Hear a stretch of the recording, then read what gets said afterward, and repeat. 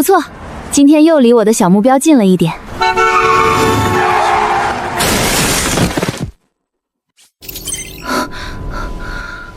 这是哪儿？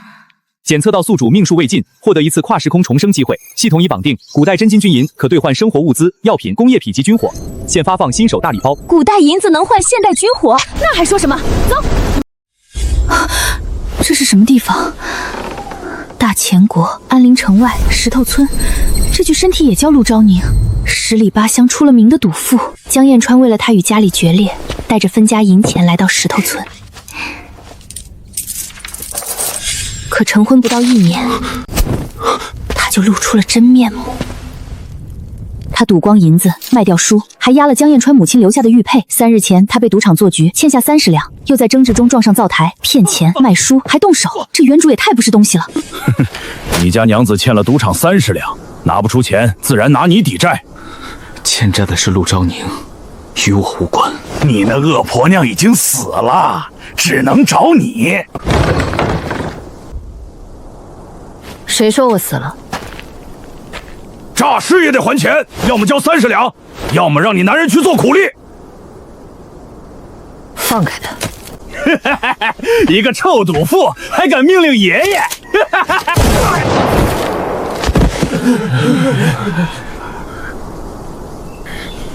拿个会冒火的铁骨头吓唬谁？给我上！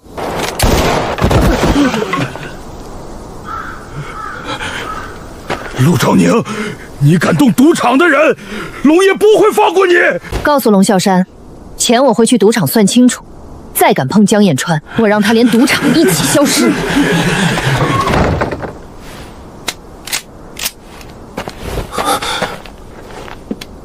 你又想做什么？原主每次突然示好，都是为了骗他的钱和东西。先进去处理伤口，别的事以后再说。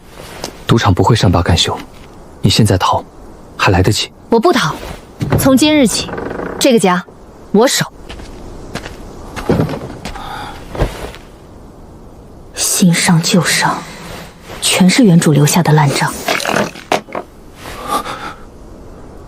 你手里的东西从哪里来的？不能直接告诉他，有系统。我昏迷时遇见一位仙人，他救了我，还赐我隔空取物的法宝。每次都是鬼话连篇。把衣袖挽起来，我只给你上药。你若不愿意，我把东西放下，你自己来。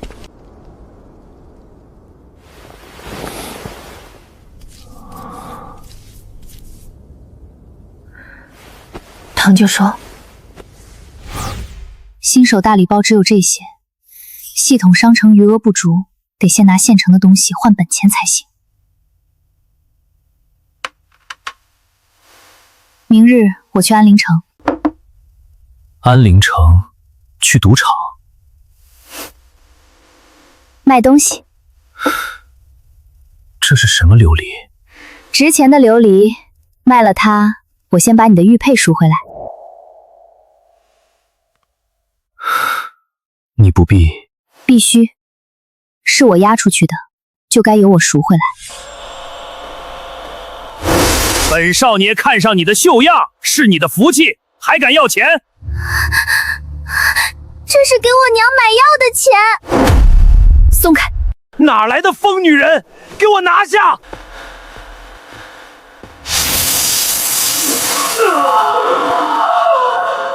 我姐夫是安陵县令赵志廉，你敢动我，我让你全家下大牢！县令的小舅子就能当街抢钱？在安陵城，本少爷说能就能。你砸了我的东西，不就是一块破琉璃，10文钱都嫌多。暴殄天物，毫无杂质，应人纤毫毕现，这是世间罕见的琉璃神镜，在下沈万金。姑娘若还有完整神镜，我愿出500两购买。钱少爷打碎价值500两的神镜，自然该照价赔偿。沈万金，你敢管钱家的闲事？沈家商号遍布大钱，你若不赔，我便请商会共同上书，问问赵县令为何纵容亲眷强抢商货。检测到大钱银票1000两，是否充值？充值。商城原额1000两，日用品、初级医疗、轻武器商城正式开放。陆小姐，不知道这种琉璃神镜您还有没有货？我还有很多宝物，不知道沈老板可否有兴趣？我沈某人全要，请移步天香茶楼详谈。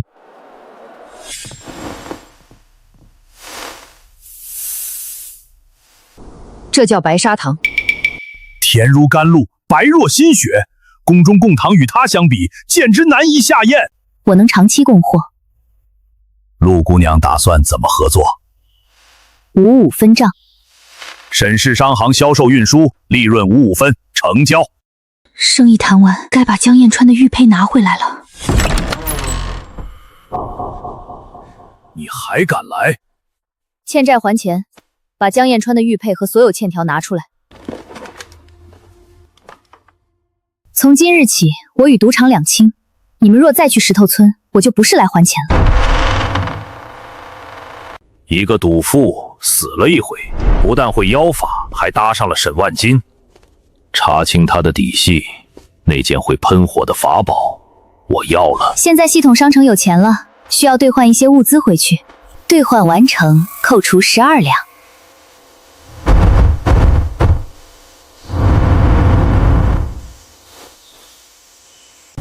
还真跟来了。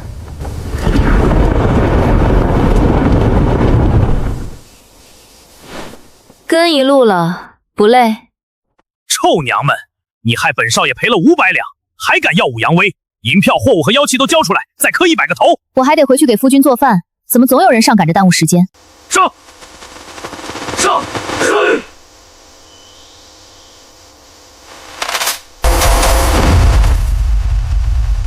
陆姑娘，我有钱，钱家有很多钱，你放过我，我都给你。你在街上抢那姑娘救母亲的要钱时，可想过放过她？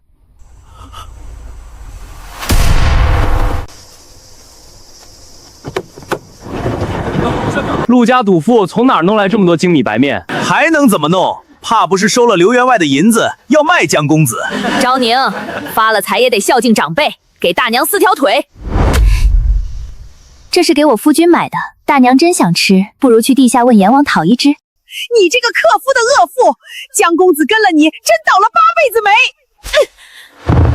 以前我做过什么，我认，但江燕川轮不到你们遭欠。以后谁再造谣我要卖夫，我就送谁去县衙问个诬告之罪。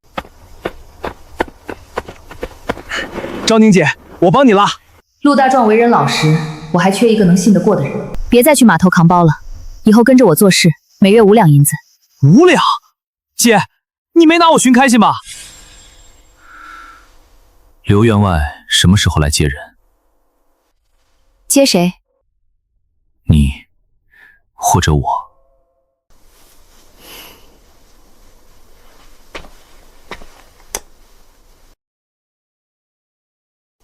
欠条烧了，赌场账也清了，这些是卖仙家琉璃换的，不是卖你，也不是卖我自己。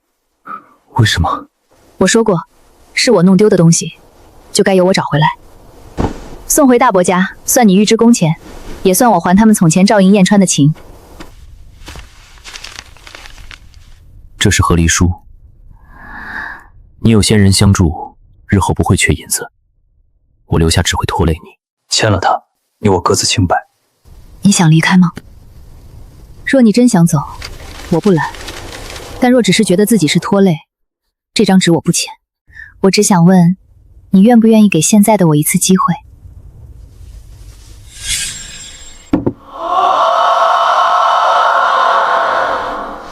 好甜，竟然一点苦涩都没有。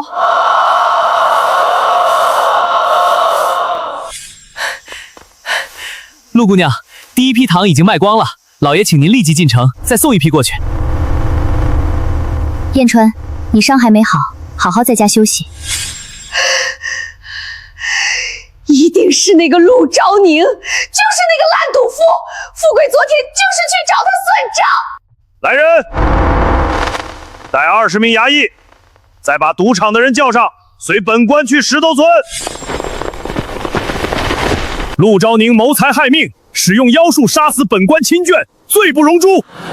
钱富贵曾带人尾随昭宁出城，若他先行劫杀，昭宁不过自卫，不审证词，不验尸体，不查现场便来抄家，究竟是为公还是为私？一个被恶妇养着的小白脸，也配质问本官？陆昭宁不在，先拿他男人，等他回来，看他交不交妖气。我只离开半日，你们就这么急着找死？陆昭宁，你杀害钱富贵，罪证确凿，还不跪下伏法？谁的证词？谁的物证？尸体验过，现场查过。在安陵城，本官的话就是证据。你的铁疙瘩能打穿人，能打穿这寸厚的生铁吗？哈哈哈，打不穿！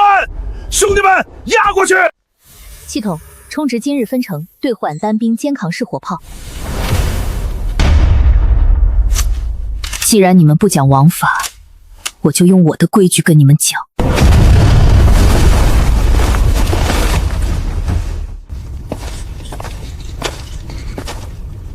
县令大人，刚才你说谁的话就是证据？陆姑娘，误会，都是周彪挑唆，本官也是受他蒙蔽。昭宁，留他一条命，比现在杀了更有用。我以前混账，欠过村里人的情，也伤过江彦川，那些账我会慢慢还。但从今天起，谁欺负我家人，谁仗势欺负石头村，这面墙就是下场。昭宁姐，我信你。我也信。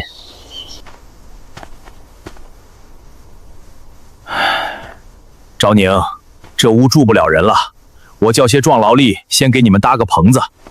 不补了，旧屋全部推平，起一座青砖大瓦房，工钱照城里最高的算，每日管3顿饭，顿顿有肉。这钱太多了，剩下的给您和大娘养老。若没有你们暗中接济，彦川早被我拖死了。这份情我记着。新房建好之前，你们两个先住我家的空屋吧。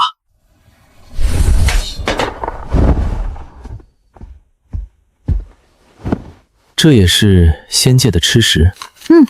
庆祝我们没被县令抄家，尝尝。很嫩。还有这个，不是酒，不会醉。你为何对我这样好？我对你好，不是为了让你原谅过去，也不是逼你继续做我的丈夫。受了伤就该有人上药，饿了就该有饭吃，被欺负就该有人站在前面。当然我也有私心，你长得好看又会算账写字，留在身边多养眼。轻浮。我只对自己夫君轻浮。床很大，中间放一床被子，你睡外侧，不许越界。保证遵守江公子的规矩。昭宁，这房子和寻常民宅完全不同，这么大的房子需要不少银子吧？银子的事情你不用担心。废弃清理完成，新宅正式动工。检测到宿主拥有足够余额，是否兑换建筑？兑换。建筑材料兑换完成。陆娘子，这是什么？按照我的方法使用，可以让房屋更加坚固。这东西还能变成石头？难道真是仙家之物？地基要挖深，墙体必须平整，窗户的位置按照我画的图来，这样建出来的房子冬暖夏凉。井台和最难走的泥路一起修，材料从我这里出。今天新宅落成，感谢乡亲们帮我建了这个家，大家今天吃好喝好。这肉可真香，我活了这么多年，还是第一次吃这么好的席面。我以前是不是看错他了？做工拿钱，天经地义。大家辛苦帮我建房，我自然不会亏待大家。第2日，陆昭宁来到沈万金谈合作事项。颜白若霜，酒烈如火，烟也比旱烟纯净。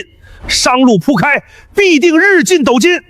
利润64，我6你4。成交。赵志廉今日低头，只是怕您的火炮。他若找到克制仙家兵器的办法，一定反扑。所以我要赚更多银子，换更大的炮。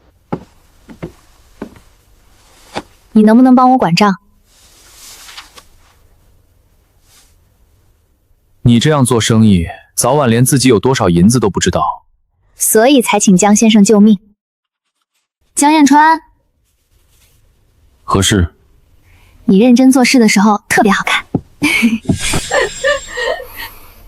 明着动不了他，就换个办法，把龙啸山叫来。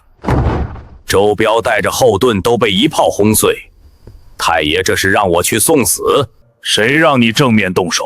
陆昭宁隔三差五进城送货，他不在时，你绑走江彦川，那女人再狠，也不可能不顾自己夫君的命。事成之后，1000两，你若不去，本官明日便查封赌场。好，人我替太爷抓，仙家武器归我。账目确认后，把下一批货继续送过去。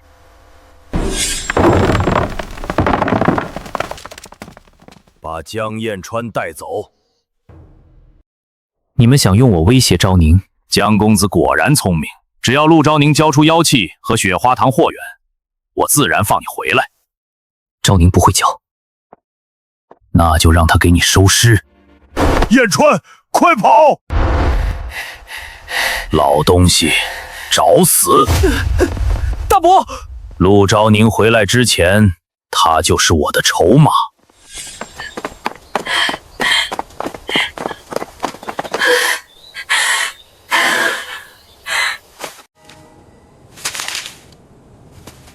先请大夫救大伯，剩下的我来。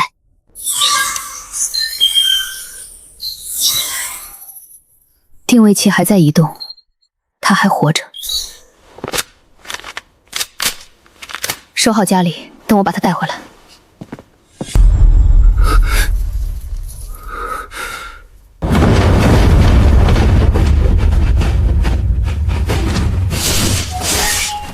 龙啸山，出来领死！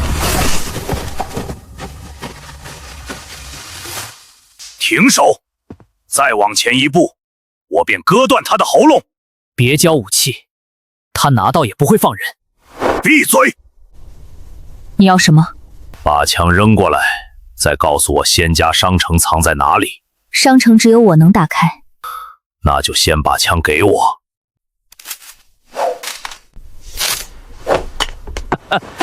都说陆兆宁心狠手辣，原来也是个离不开男人的蠢女人。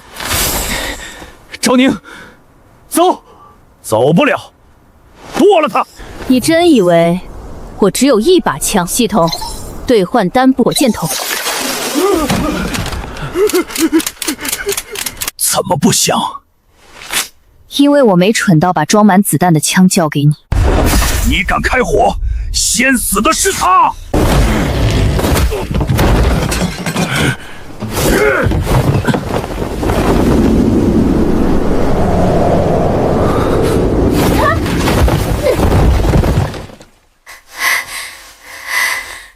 你疯了！我不能永远等你拿命换我。放箭！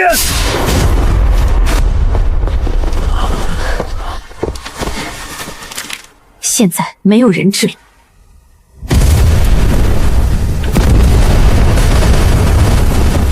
检测到无主金银，折合13万两，是否充值？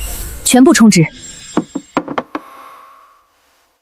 双腿骨头尽碎，往后恐怕再难站起来。别担心，我还在。系统能治吗？光极细胞断骨重生药剂，可修复粉碎性骨折与陈年神经损伤，售价5万两。兑换。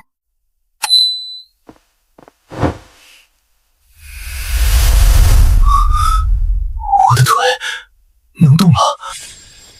从3楼往下跳，你不要命了？你扔枪时也没问过自己要不要命。我以前以为你突然变好只是另一场骗局，今日我才明白，你是真的会回来。我当然会回来。为何？因为你是我夫君。数日后，江彦川建立商账制度，并获沈万金占威信。江公子这手段比我商行养了20年的大掌柜还周密。陆小姐，这是前半个月的5万两分红。赚得太慢了。5万两还慢？想要解锁重型军火，几十万两只是起步，必须想办法加快赚钱。商品兑换完成，这些才是真正赚钱的产品。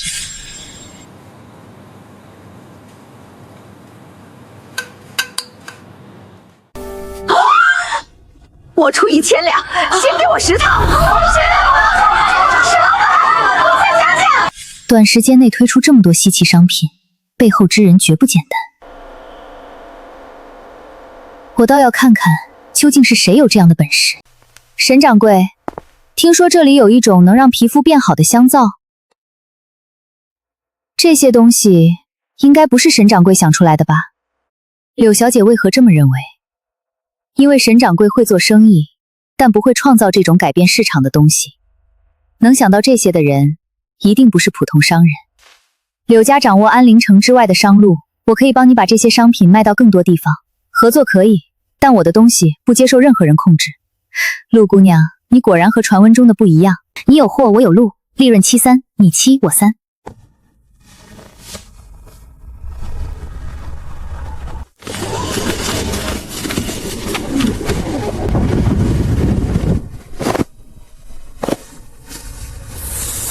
全部充值。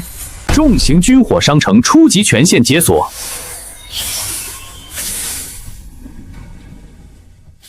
一个乡下赌妇竟控制了安陵大半商路，再这样下去，谁才是安陵城的主人？城外黑风寨有800悍匪，只要取他们陆家的银子和商货，他们自然会替太爷除掉陆昭宁。告诉独眼龙，石头村有几10万两，女人一个不留，男人抓去做奴，陆家的货全归他们。深夜警报直线人员，可以布雷比，800人员逼近，距离石头村不足2公里。怎么了？来了800条野狗。东面开阔，骑马必经；西侧有沟，南面林密，远程武器放村口，别让他们进村。将军师与我想到一处了。昭宁姐，远处全是火把，老人孩子都进地窖了，要不要从后山撤？撤了，他们会烧房抢粮，杀来不及逃的人。今晚就在村口拦住。充值30万两，兑换6管加特林自动迫击炮阵列照明弹和高爆弹。前面就是石头村，金银粮食全是咱们的，男的杀，女的抢，扩充！欢迎来到热武器时代。六子，快下来！不许退，冲过去，杀了那个女人！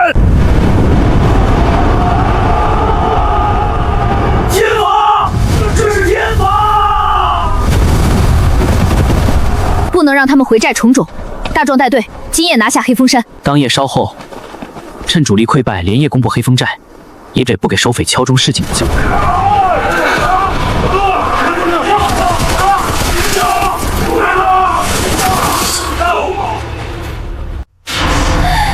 黑风寨解放了，你们可以回家了。独眼龙呢？死了。你自由了。你一个女人灭了黑风寨，还有石头村的人。我叫谢晴雪，父兄死于山匪，我被关了半年。你若不弃，我愿为你做刀。先活下来，再谈报恩。无主金银转化完成，余额新增25万两。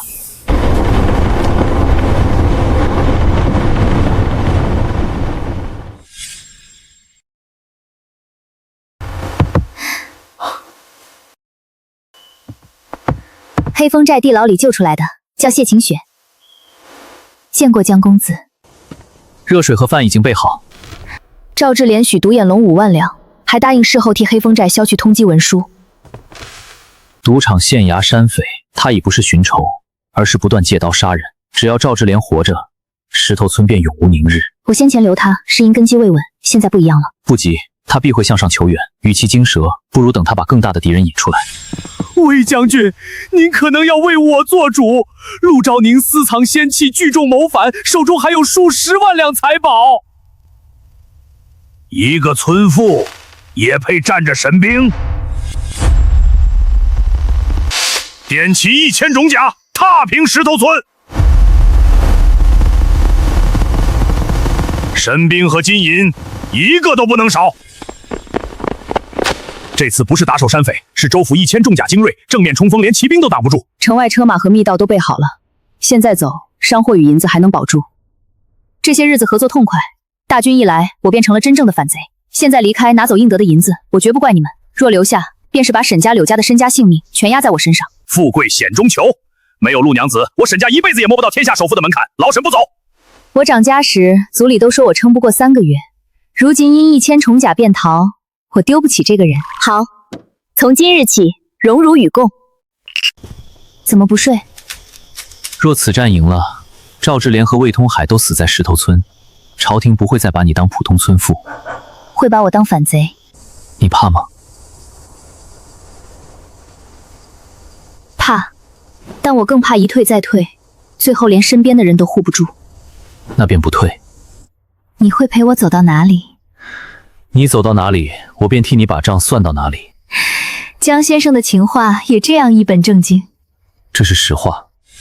前方埋雷截先锋，中段炮击乱阵，后方装甲车封路，1000重甲困在林中，铁甲反而会成为累赘。军师所见略同，地雷、迫击炮、装甲越野车及加特林机枪兑换完成。赵宁姐，这么小的铁盒真能炸翻种甲？到时候离远点你就知道了。将军，穿过黑松林便是石头村，陆昭宁只仗着妖气逞凶，手下全是老弱妇孺，一群泥腿子，也值得本将亲自来。魏将军远道而来，是想买糖，还是想抢我的军火？跪下交出仙气，本将留你一命，赏你做个营中女奴。你这1000人，我收下。举盾列阵！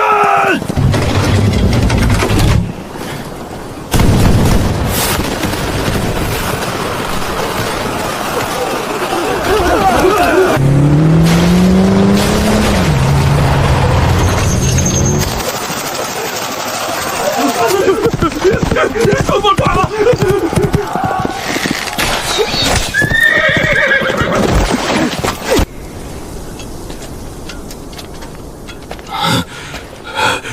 你究竟是什么妖物？你来抢一个女人的东西时，可没问她是不是妖物。杀了本将，你便是谋反！县令勾结山匪屠村，州将不问是非，只为夺宝领兵杀民。这样的官军，究竟是谁先反了百姓？放下武器可不杀，领干粮和路费，各自回家。杀了县令和州将，朝廷会来株连，全村都要陪葬。赵志廉收重税时，朝廷管过吗？山匪屠村时，官兵来救过吗？如今我们自保，他们却说我们有罪。难道百姓生来只能跪着等死？1000重甲又如何？只要有银子，有粮食，有这些神兵，来多少我打多少。愿走的我发路费，愿留下的从今日起和我守村、守家、守自己的命。跟着昭宁姐。官府没给过我活路，陆娘子给工钱给粮，我留下。石头村留下，守住石头村。他或许不只能够守住石头村，他也许真的能让这天下换一种活法。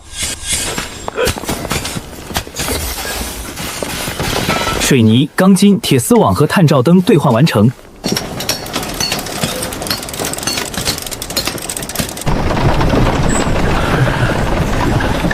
数日后，粮票工钱制度落地，并宣布全面训练。从今天起，全村参加训练，个人按身体情况共工。青壮边界护卫队便罢，老人和女人怎么打仗？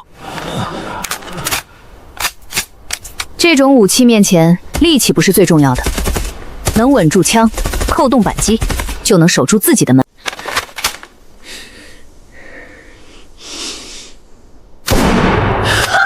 老娘年轻时被土匪抢过2回，如今总算轮到老娘教他们做人。全村按能力分工，并建立严明训练纪律。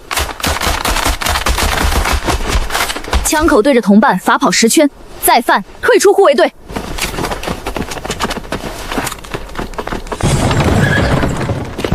陆姐姐，我爹日日夸你，今日总算见到能把县令和重甲军都打趴下的女子。我想学枪，也能替你管理村里的女性工坊。沈大小姐吃得了织布、制造和清点仓货的苦，刘姐姐能掌一座商行，我为何不能？基础生产设备及原料兑换完成。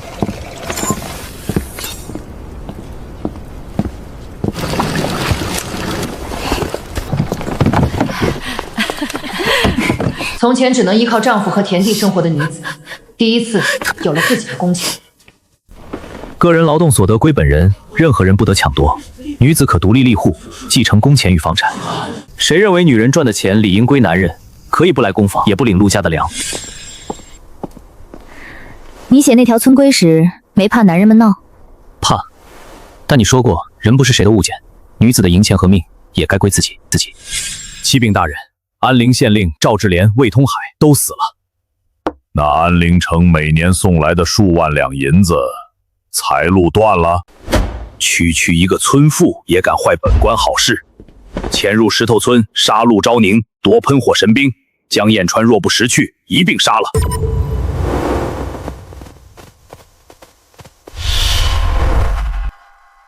有埋伏，撤！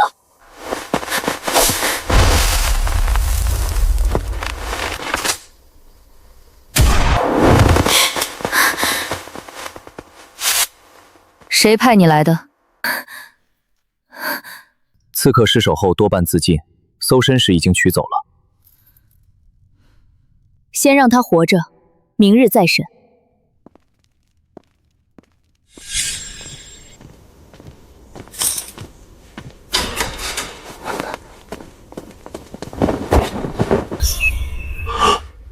他走到哪儿，咱们都能看见。只要信号不断，几百里外也能看见。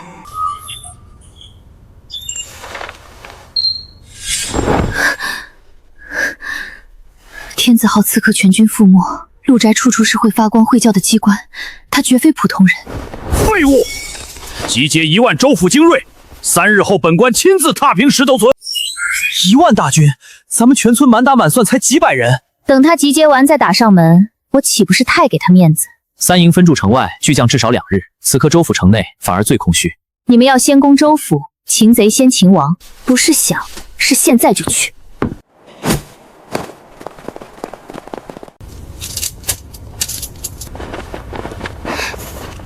陆姐姐，我也去。你会算账，不会打仗。你留守后勤，30人的粮药和弹药交给你更重要。不能只让百姓知道韩承业死了，还要知道他为何该死，我们为何而战。我留守石头村，你的后路不能没人看。等我回来。平安回来，我有话与你说。什么话？回来再说。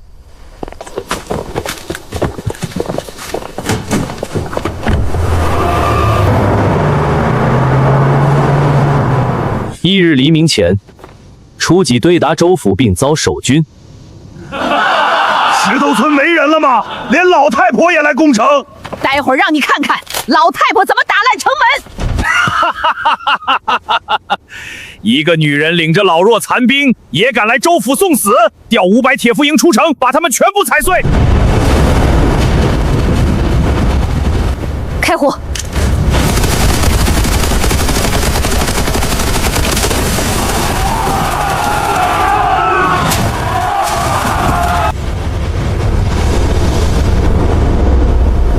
轻功再快，快得过子弹。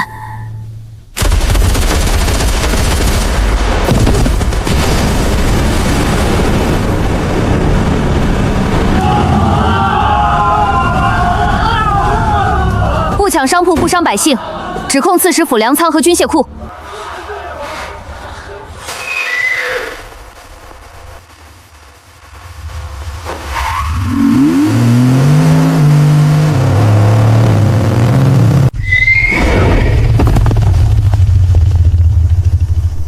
没了那些妖气，你一个乡野女人算什么？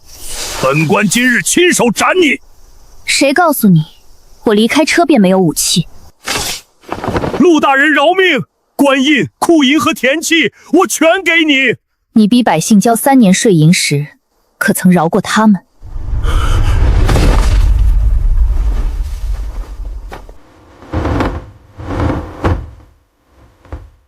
检测到军需阴影，可选择部分换充值或选错，只充军需部分，其余封存登记，一箱也不许私拿。原来韩承业这些年竟做了这么多害民之事。暗户登记不多拿，也绝不能少给。原属王家的3亩田地归还原户李氏。这里不是谁的私产，是百姓生活的地方。这地是我儿用命开出来的，韩刺史一句话便抢了。陆大人，您救了我们啊！谢陆大人除害，谢陆大人还田。我不是菩萨，也不是来做新的韩承业，从今日起，粮仓归百姓，官田重新丈量，谁种地谁有粮，谁做工谁领钱。任何官吏不得再强抢民田买卖人口。陆大人万岁！还田分粮。推倒一个恶官，原来能让这么多人重新站起来。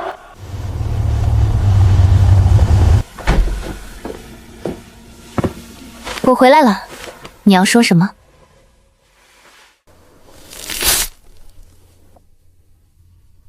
从前我留下是因为无处可去，现在我留下是因为想与你一起走。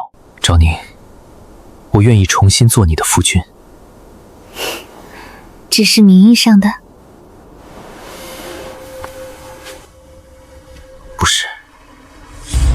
刺史刚死，这些人就开始搬空家底了。快点开仓，刺史没了，这些粮就是无主之物。谁敢动百姓的粮，我就让谁付出代价。从今日起，州府粮仓由官府封存，任何人不得私取。重新清查田契，强占逼卖伪造者一律作废。开放申冤台，实名或匿名皆可控告贪官恶霸。这些田契先查清来源，不能让真正的百姓再失去土地。先分给没有土地的人，尤其是孤寡和残户。这块地真的又回到我手里了。傅家要赶走我和女儿，这张纸真能让地归我吗？只要依法耕种，任何人都不能夺走。谁敢抢，来报官，官不管就来找我。这些银子不能只分掉，要留下来救更多人。粮仓医管工方和商路必须同时运转起来。有粮有路有商队，州府很快能恢复。贪墨与人口买卖，我来查。这笔重复收了，划掉。以后照新规缴税。粮车进市场，药材送医馆，其余货物按商路分送。还少一箱药材，马上补齐。医馆不能缺药。女子长家已荒唐，如今连寡妇也能立户，岂不乱了纲常？纲常能让百姓吃饱，还是能替你们遮掩贪墨？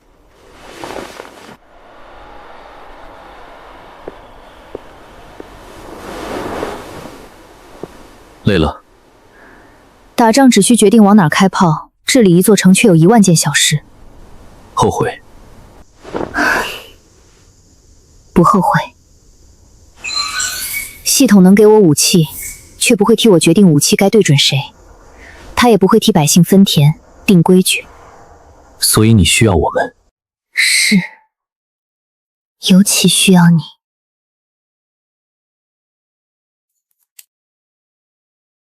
这是母亲留给我的，过去我把它当作最后的退路，现在送给你，不是让你替我保管，是想告诉你，我不准备再给自己留退路。江彦川，你这样说话，很容易让我做点不合礼数的事。你何时在意过礼数？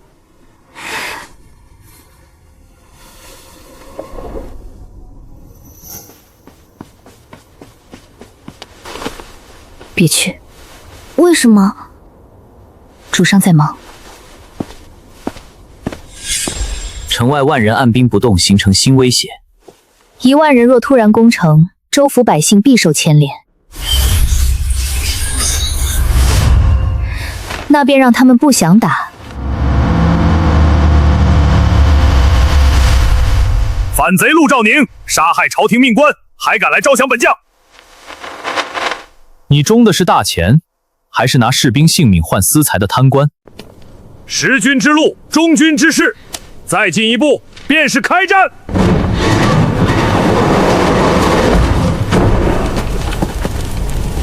愿意放下武器的，先吃饭，再领3个月欠饷。想回家的，发愿留下的，领薪饷、分田、配军服。妖女蛊惑军心，放箭！不还手。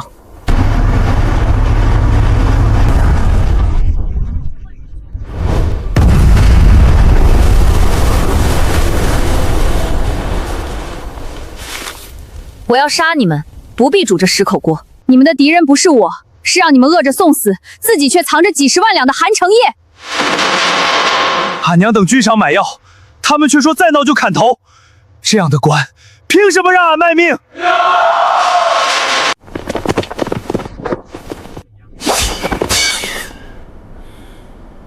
将军，弟兄们不是怕死，是不想替贪官死。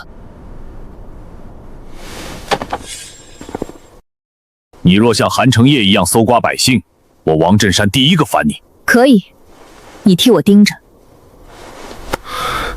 从今日起，我王振山与1万将士，愿听陆大人号令。王振山将军3个月欠饷，一文不少，今日全部补齐。当兵这么多年，第一次有人把我们当人看。从今天起，你们不是替贪官卖命的兵，是守护百姓的新军。训练器材与基础枪械兑换完成。不得抢民粮，不得欺辱妇女，不得厮杀俘虏。违者无论职位高低，一律重罚。几只鸡鸭而已，拿去给弟兄们加餐。新军第1条军令，你忘了吗？抢夺百姓鸡鸭，按军法杖责，停职查办。从前当兵只替官老爷挡刀，陆大人让咱吃饱拿饷，还给家里分田，值得拼命。我等誓死效忠陆大人。这一次，我真正有了一支军队。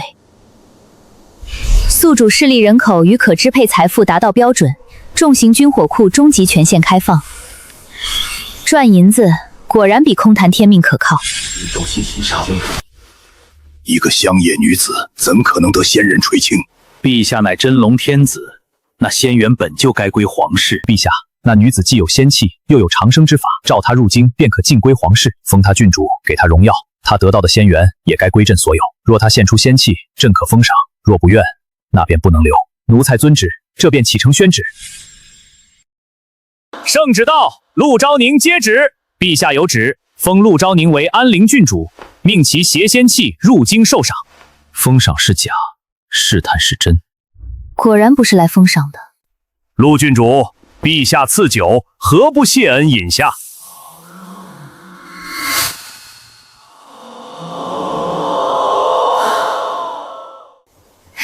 陛下恩典自然要同享，公公一路辛苦，也喝一杯。奴才不敢。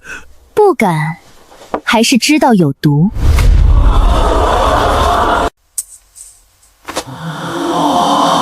果然有毒。还有密旨。他要杀的不只是你。留下证据，让天下看清。告诉皇帝，我本不想做他的龙椅，可他若把百姓活路一条条毒死，我便亲自进京问他，皇位凭什么姓萧？妖女，她敢抗旨，还敢威胁朕？各州精锐调回京城，至少需1个月，而他有装甲车与铁鸟，行军远快于官军。他口口声声为百姓，不如在北上沿途投放鼠疫，瘟疫一起，他的军队必乱，即便不死，也会被百姓视作灾祸源头。沿途数十万百姓怎么办？江山若失，百姓留着又有何用？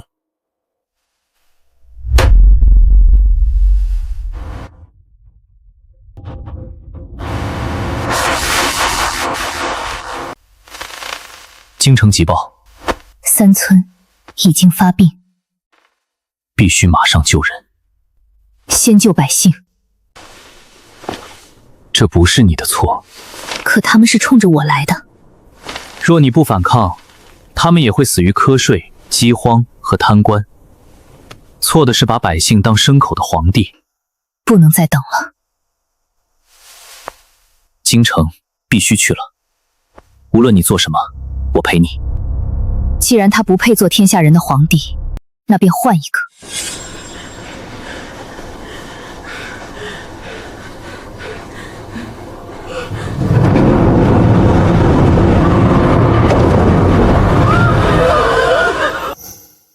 我今日举兵，不是因为一个皇帝想杀我，他为保住龙椅，把染病之物投入水井，让几10万人替他陪葬。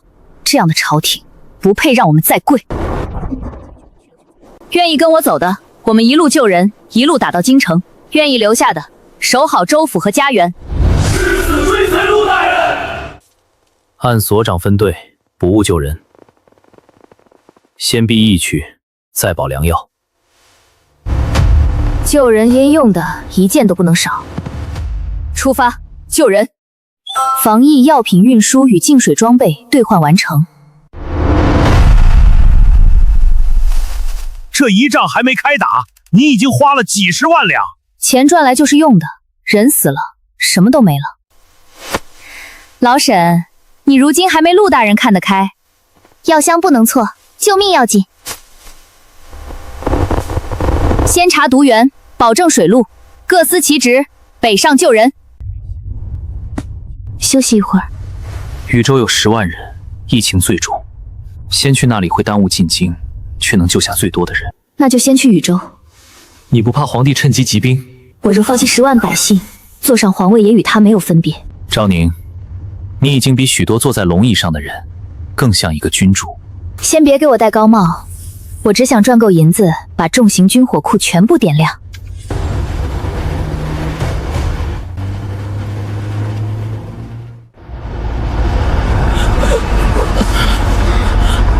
别进城，里面全是鼠疫，进去就是死。陆大人，疫病不是刀枪，神兵也未必有用。系统有现代抗生素和野战医院，这正是银子该花的地方。进入疫城前，所有人员必须先完成隔离与消毒。城内情况不明，小心前进。禹州已经是死城，若来抢粮屠城，先从我顾冷月尸体上踏过去。我们是来救人的。官军入城前都这样说。我不是朝廷官军，我叫陆昭宁。安陵反贼，也可以叫救命的人。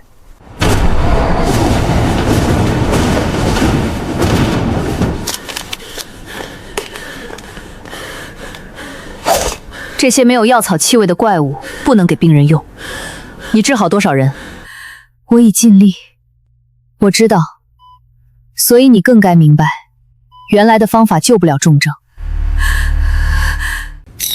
剂量校验完成，可进行注射。别拿我的孩子使药！若孩子死了，我便与你拼命。体温降下来了。娘，孩子醒了，真的醒了。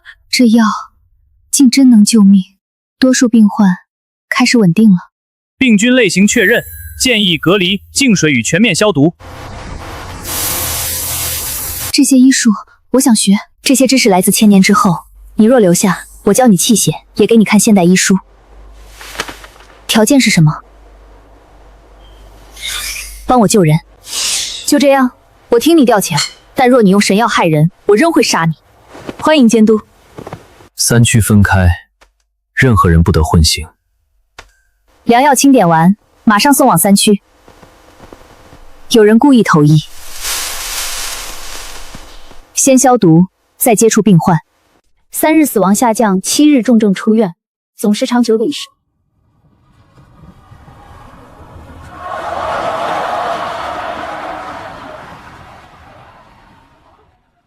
感谢神女救命！救你们的是药，是大夫，也是你们自己撑下来。我原以为他只是仗着仙气逞凶的野心家，现在呢？他花几10万两救陌生人，连名字都不肯让百姓刻上长生牌。所以我才跟着他。你很幸运。不是幸运，是他给了我第2次选择他的机会。即便退烧，他年迈体虚，也要卧床数月。1日后他能下床，病去如抽丝，他绝不可能恢复如此之快。打个赌，赌什么？他明日在院中做完20个开合跳，你便正式接任军中医官，以后按我的隔离与用药制度办事。若你输了，我给你现代医书和完整外科器械，今后不干涉你行医。一言为定。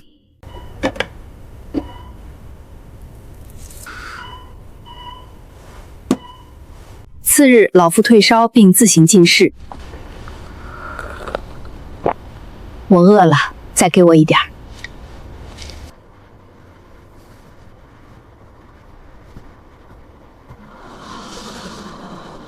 脚打开，手举起，再合回来，量力而行。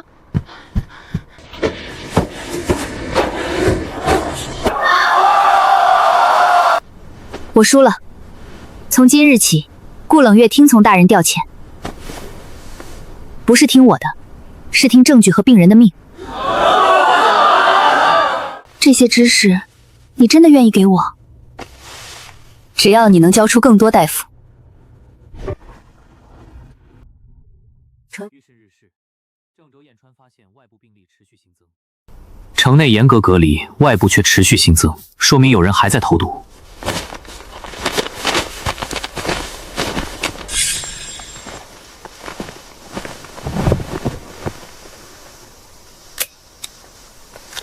他们生前便染了鼠疫，死后又被投入水源。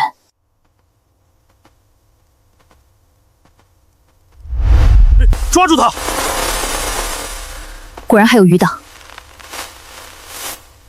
拿百姓性命投毒，绝不能放过。谁下令让你们沿水源投放染疫尸体？是皇帝密令，要沿陆昭宁北上的路线散播瘟疫。今日让真相说话，他们的命不能白死。这份密令，你认吗？让所有人听清真相。皇上密令，不惜代价阻断陆贼北上，沿途死伤皆推为陆贼所致。皇帝为了杀陆大人，要拿全城人的命陪葬。我们年年交税，换来的竟是毒尸。你有天雷神兵，也有救命仙药，只有您做天下，我们才有活路。请陆大人称帝，请陆大人讨伐暴君。我会讨伐萧承前，也会让所有参与投毒的人付出代价。但我现在不能登基。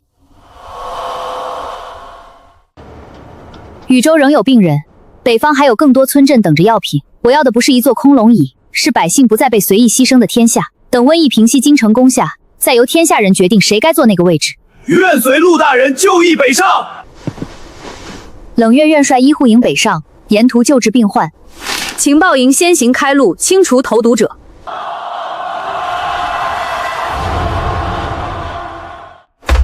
药粮先行，沿路不得停。照着手册做，就能减少感染。救民为先，不得扰民。有救了！安陵失守，各州响应，朝廷控制的土地正在迅速减少。陆昭宁已逼近中州，谁取他首级，谁便是太子。父皇放心，我们会亲手拿下他，献上这份大礼。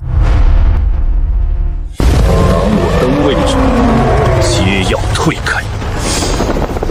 不要惊动旁人，只取他们性命。天意所向，皆会化作尘土。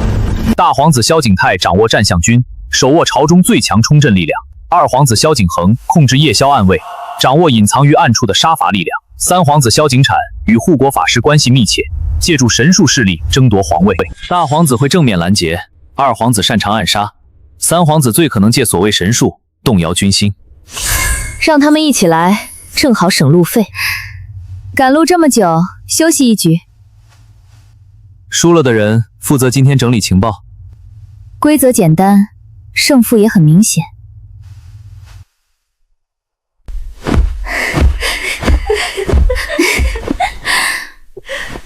江先生，你是不是偷着高兴？没有。你嘴角都快到耳朵了。昭宁姐，前路被堵，来了几十头长鼻子的怪兽。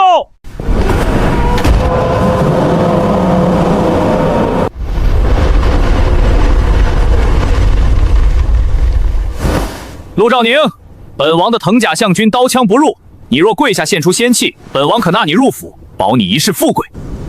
你连自己的命都保不住，还想保我？冲锋！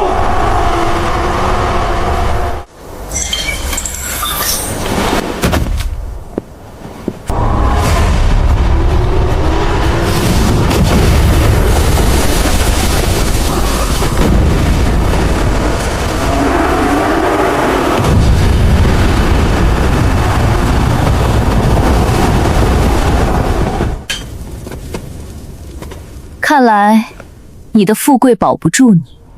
本王是皇长子，你敢伤我，父皇必诛你九族。你用战象采田强征粮草时，可曾想过百姓也有九族？放下武器者，先救治，先救伤，再问身份。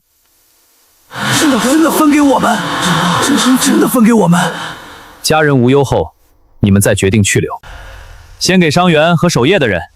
这批送疫区，这批留给后勤。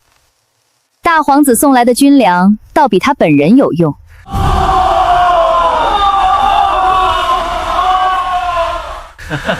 吃饱了，明天继续赶路。深夜，一名自称从大皇子军中逃出的男子突然出现，请求见陆昭宁。我被大皇子掳掠，求陆大人单独听我一言。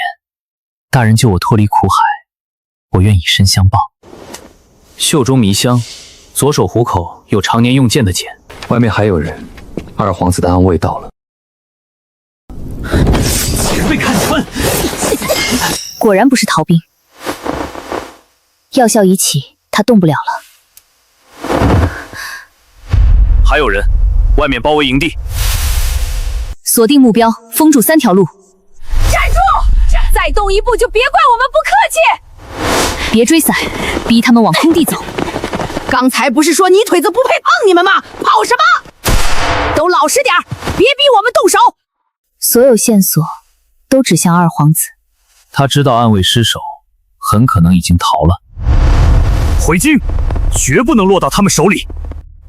他逃不了，你的同伴都落网了，暗库位置也瞒不住。暗库在京郊别院地下，入口藏在书房石壁后。分2队，先封出口。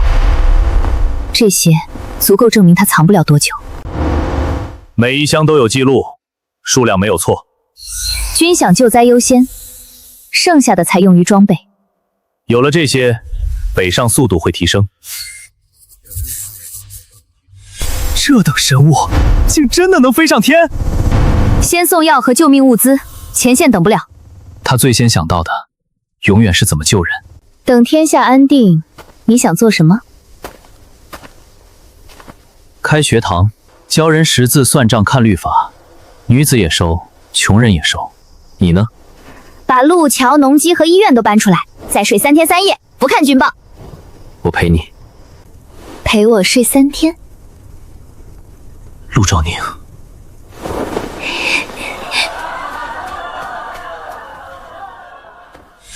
急报！三皇子请出了护国法师，天雷谷已有异动。雷声未见，先有祭坛和机关。真正麻烦的来了。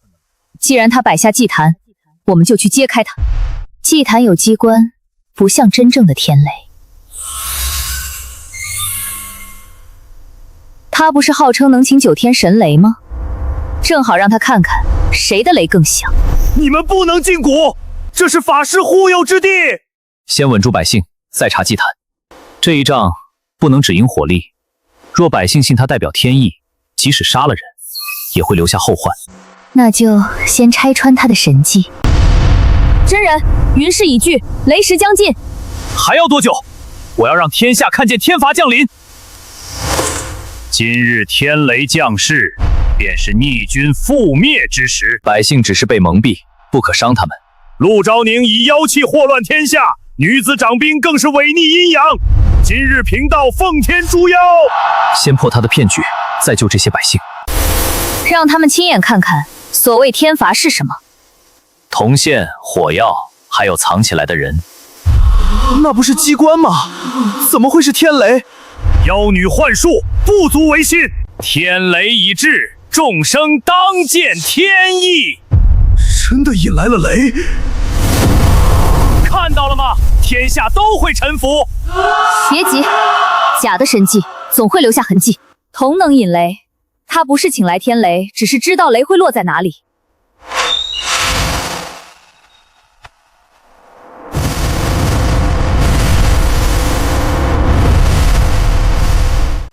今日让所有人看清，这些年来他们做了什么。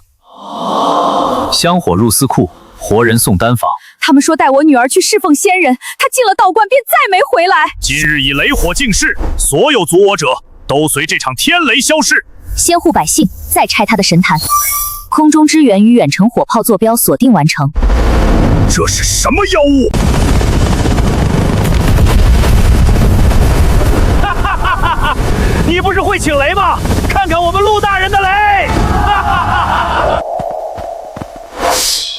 我师姐也被你们以炼丹侍女之名带走，从此失踪。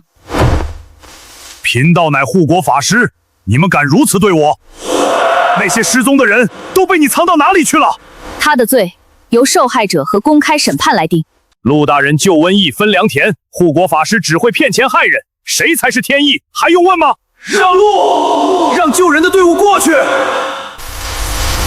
祭坛机关已全部封存，天雷谷安全。前方道路畅通，没有发现敌军。天雷谷已破，京城门户彻底打开。最后一道门已经打开，接下来直面京城。与此同时，皇宫中的3位皇子也因连续失败彻底撕破了脸。大皇子虽已被俘，他的旧部仍盘踞京中，继续拥立。2皇子暗卫损失惨重，已准备先下手刺杀皇帝，夺取玉玺。3皇子失去护国法师，传国玉玺只有一方，你们谁替朕杀了另外2个，朕便把皇位传给谁。京城未战，而皇宫3方势力先行割据。让他们先替朕杀个干净。景琰，你二哥最善算计，今日不杀他，明日死的就是你。父皇让我们互杀，只是想等扁军回宫后继续做皇帝。你连数十百姓都能毒死，又怎会真把皇位给我？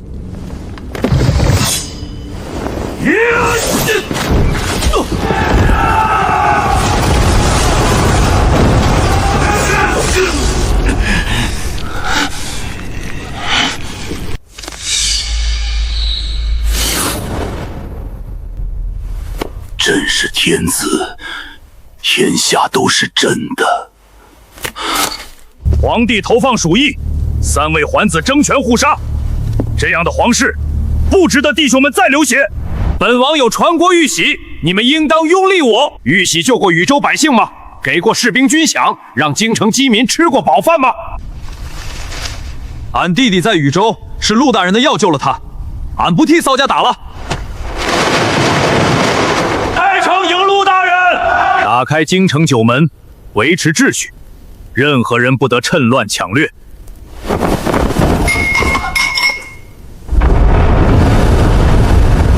随我出城，迎接陆学宁。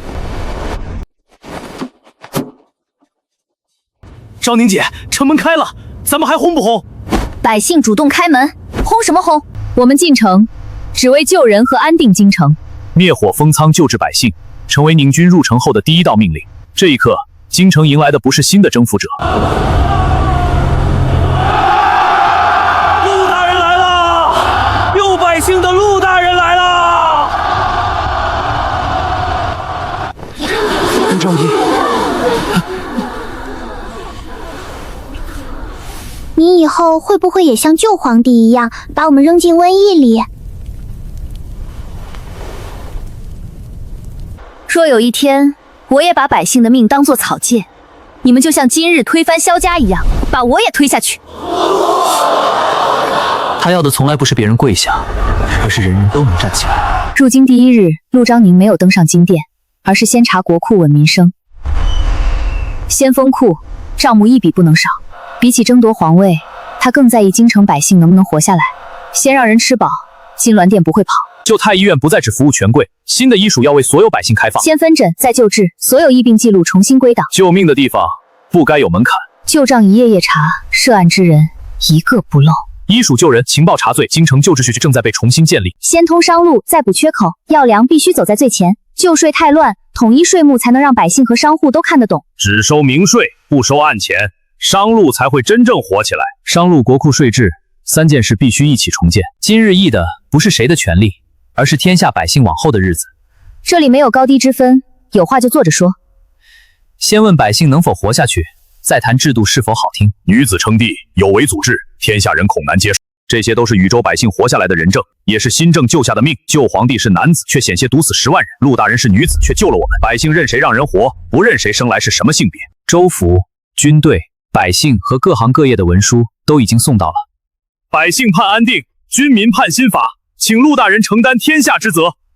我接下的不是皇位，是让天下百姓活下去的责任。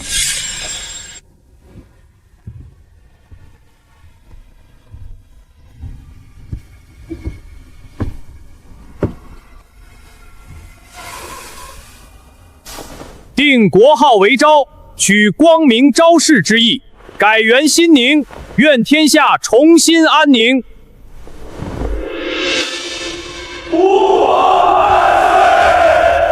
都起来，跪久了腿麻，办不了事。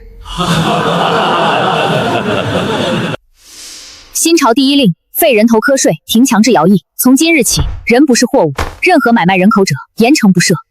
百姓不该因出生低微就背负一生枷锁。天下百姓皆有活路，女子亦有立身之权。女子可独立立户，继承财产，入学子医，并参加官员考核。均田按工分配，但1寸也不得侵占百姓耕地。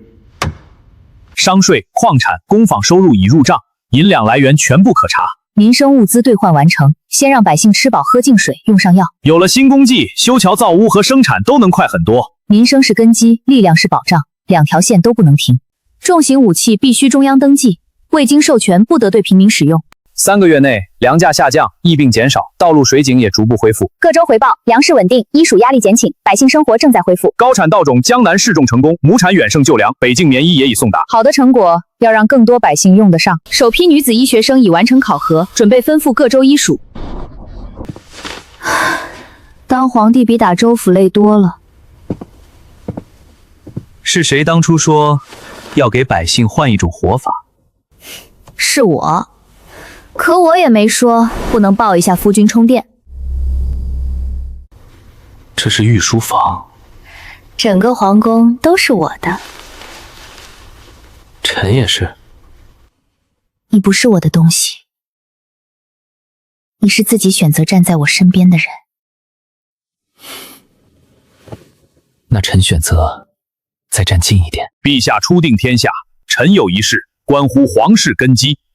陛下身份已变，为皇嗣与朝局，应广选天下俊杰，充实宫中。爱卿家中有几位夫人？只有糟糠一人。你自己上知一生一人，怎么轮到朕便要广选俊杰？朕与江燕圈共患难共生死，他不是朕登基后的装饰，是陪朕从石头村走到今日的伴侣。新朝不以婚姻换政治京城，也不把任何男子女子当作延续血脉的工具，此事不必在意。陛下，这些都是历代婚制旧例，是否需要保留？不改姓，不停职，尊为帝君，仍任守首辅与学政。臣要的不是一个位置，而是与陛下一同承担天下。这天下不是一个人的天下，夫妻亦是并肩同行。帝后大婚，一切从简，不扰百姓，不增徭役。3日庆贺粮食免费发放，人人按户领取，不收分文。今日不是皇室独庆，而是与天下百姓同喜。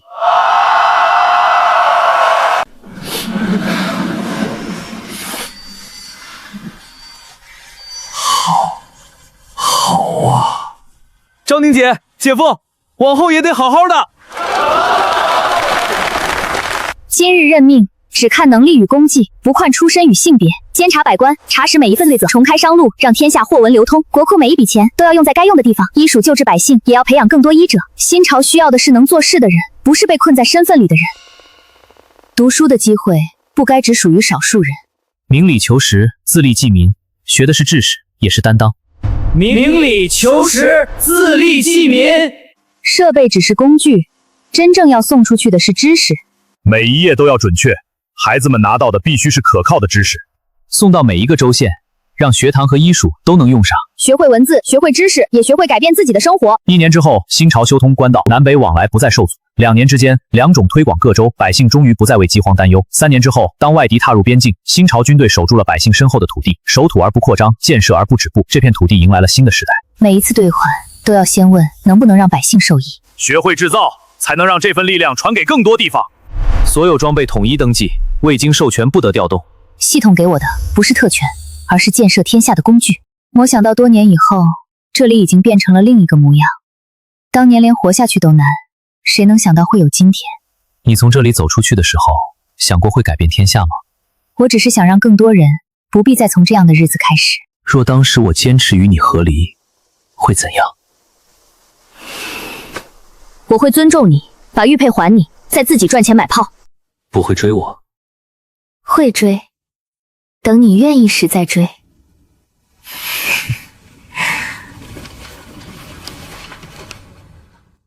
你竟还留着？提醒自己，我曾经差点错过什么。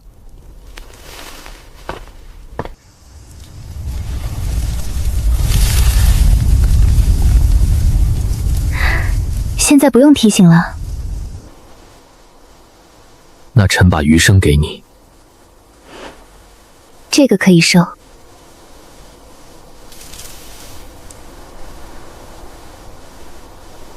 昭宁姐，姐夫，回村吃饭啦！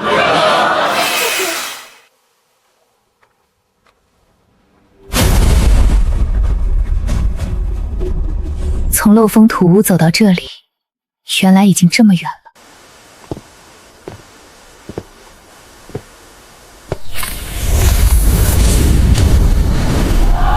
银子换来系统，系统给我力量，而他们让力量变成了新世界。